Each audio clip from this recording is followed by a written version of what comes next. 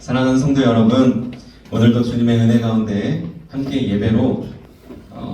예배 자리로 함께하게 되어 참 감사합니다. 우리 인생을 살아가면 수많은 관계 속에서 서로를 초대하고 또 초대받는 경험을 합니다. 그런데 단순히 초대보다 중요한 것은 어떻게 맞이하느냐입니다. 중요한 것은 어떻게 맞이하느냐가 중요합니다.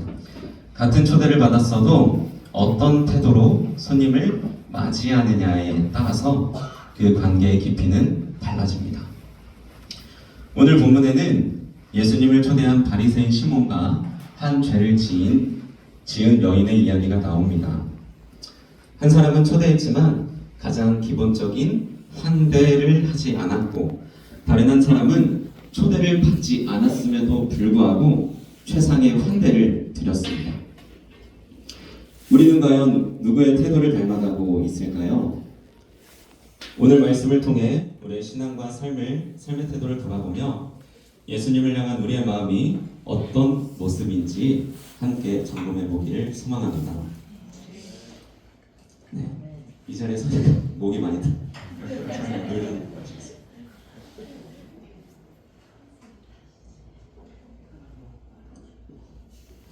학생부 설교할 때도 이렇게 떨리지가 않는데 제가 또 자라온 교회에서 또 저를 많이 이뻐해 주신 저희 성도님들 앞에서 설교를 한다니까 많이 떨립니다.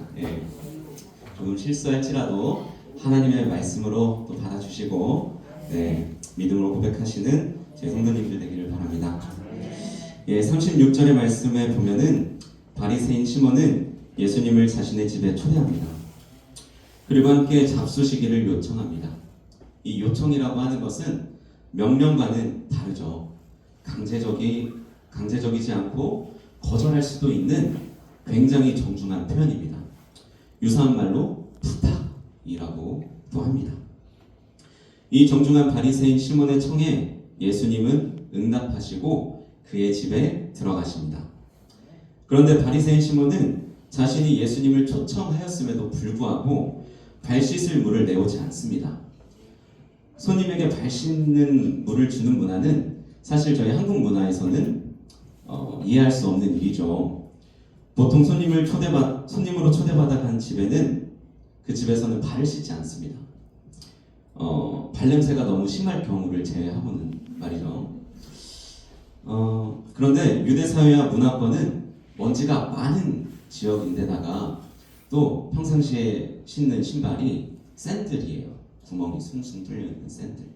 그래서 이 유대사회와 문화권은 손님에게 발 씻을 이 기회를 주는 것이 손님을 환대하는 가장 기초적이고 기본적인 환대 방식이라고 합니다.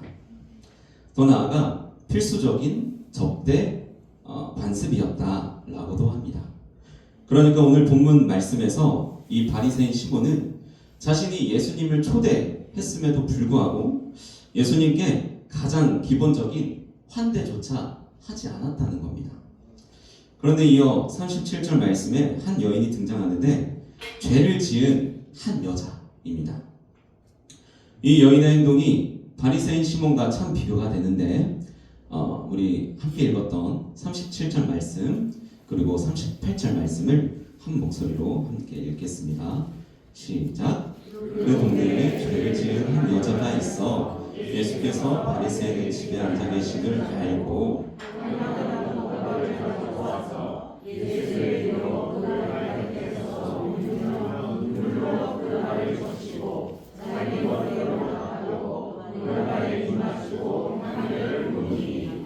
아멘. 죄 지은 여인이 예수님께 나아가 한 일은 무엇인가요? 향유로 발을 닦았죠. 네, 맞습니다. 값비싼 향유를 예수님의 발에 붓고 닦아드렸습니다. 단순히 발 씻을 물을 드리는 것을 넘어서 예수님의 발을 직접 씻겨드리고 값비싼 향유를 발라드리기까지 하는 정말 차원이 다른 최상의 환대로 예수님을 맞이했습니다. 발을 씻기는 일은 본래 종들이 하는 일이었음에도 불구하고 이 여인은 예수님의 발을 직접 닦아드렸습니다. 그런데 무엇으로 닦았죠? 봤습니다. 예, 자기 자신의 머리카락으로 예수님의 발을 닦았습니다. 그런데 고린도전서 11장 15절 말씀에 보면은 여인에게 있어 머리카락은 영광이라고도 하는데 이 여인은 자신에게 있어 가장 귀한 것, 그 머리카락으로 예수님의 발을 닦아드리며 자신을 철저히 낮추고 예수님을 맞이한 것입니다. 내 머리카락으로 누군가의 더러운 발을 닦는다 상상해보면, 또 누군가가 내 발을 자신의 머리카락으로 닦아준다 상상해본다면 이것이 얼마나 대단한 일인지 우리는 쉽게 알 수 있습니다. 그런데 생각해보면 가장 기본적인 환대를 내가 깜빡 잊어서 초대자인 내가 아닌 다른 사람이 손님을 환대하고 있다면 어떤 반응이 정상적일까요? 손님을 대접한다고 불러놓고 무례를 범했다고 깨달은 것입니다. 그러면 당연히 민망하고 부끄럽고 손님에게 미안한 마음이 들었을 것입니다. 그리고 나를 대신해 손님을 맞아준 그 사람에게 고마움을 느꼈을 것입니다. 그런데 39절의 말씀 함께 볼까요? 39절의 말씀을 보면은 바리새인 시몬은 자신의 행동을 돌아보지 못하고 예수님의 발을 닦은 여인을 보며 마음으로 정죄합니다. 죄지은 여자라며 말이죠. 그런 시몬의 마음을 아신 예수님께서는 비유를 통해 말씀하십니다.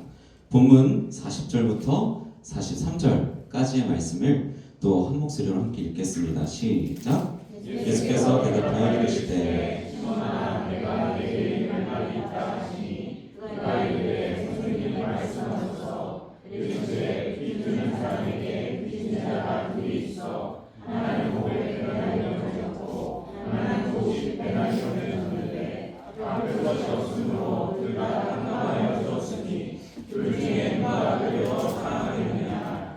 시몬이 대답하여 이르되 내 생각에는 많이 탕감함을 받은 자인이 있다. 이르시되 내 판단이 옳다 하시고. 예수님의 비유에는 빚진 두 사람이 등장합니다. 각각 몇 데나리온을 빚졌죠? 맞습니다. 500과 50데나리온입니다. 1데나리온은 노동자의 하루 품삯이라고 합니다.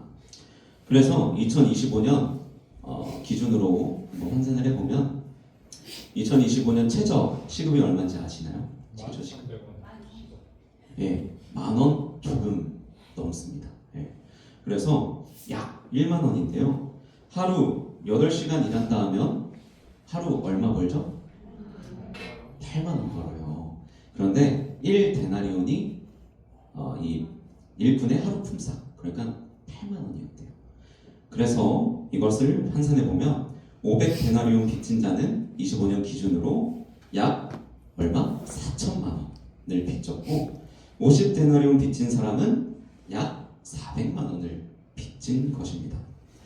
그런데 이 돈을 빌려준 채권자가 얼마나 좋은 사람인지 이 두 사람이 갚을 능력이 없다는 것을 알고 이 모든 빚을 탕감해줍니다.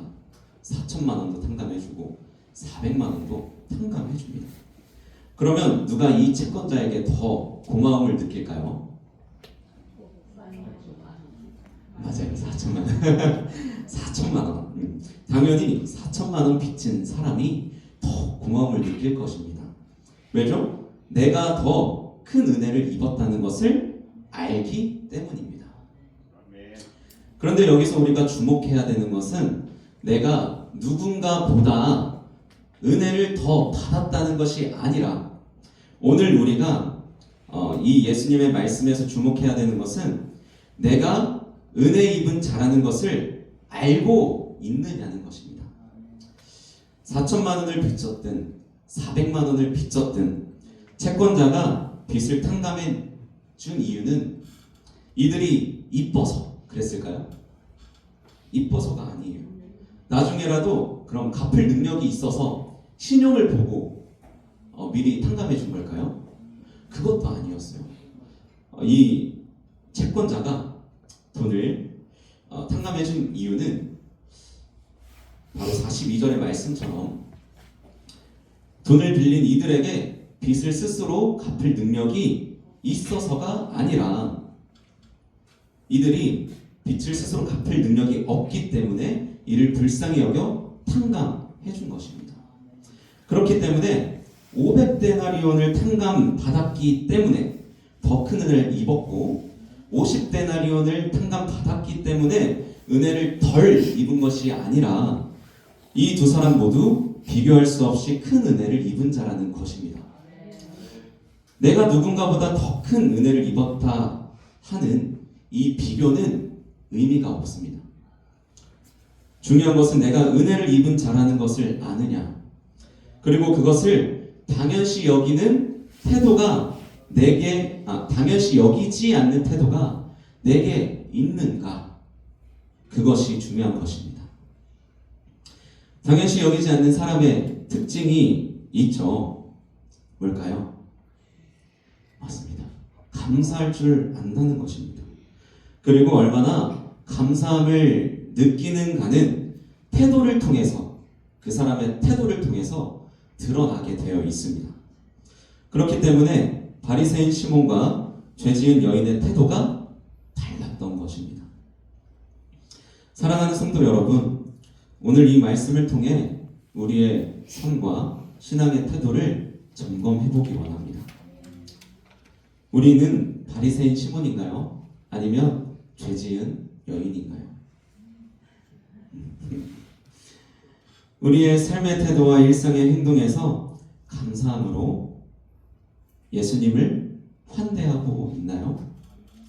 아니면 나는 50데나리온 탕감 받은 자라고 하면서 기본적인 환대조차 없이 그저 정신없이 삶을 살아가고 있지는 않나요?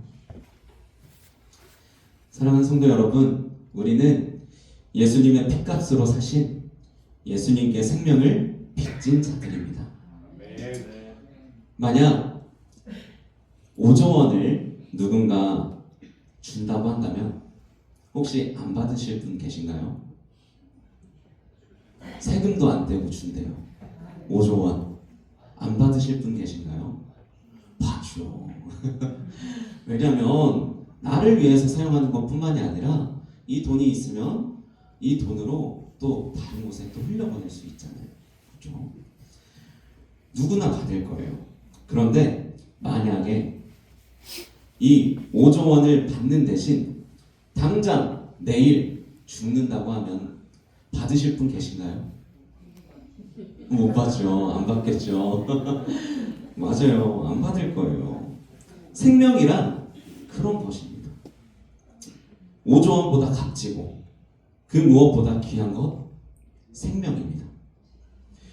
예수님께서는 이 땅의 모든 사람들을 위해서 그 값진 생명을 주셨습니다.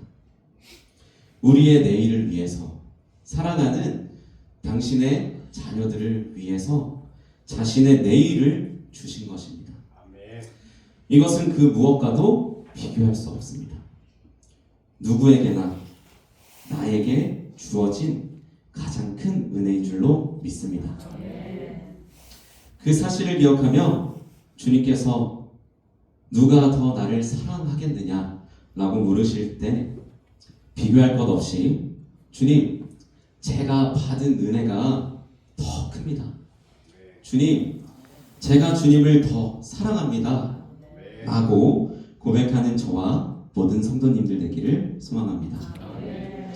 또 나의 내일을 위해 자신의 내일을 주신 예수님의 은혜를 기억하며 이제는 나를 위해 사는 것이 아닌 오직 주님을 위해 살아가기로 결단하는 저와 모든 성도님들 되기를 소망합니다.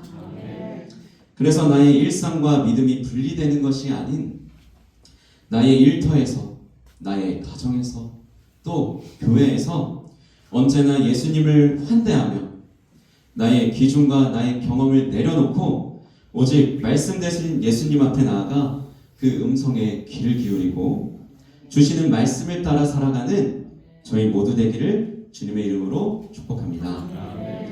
아멘. 이 시간 말씀 기억하며 기도하시겠습니다.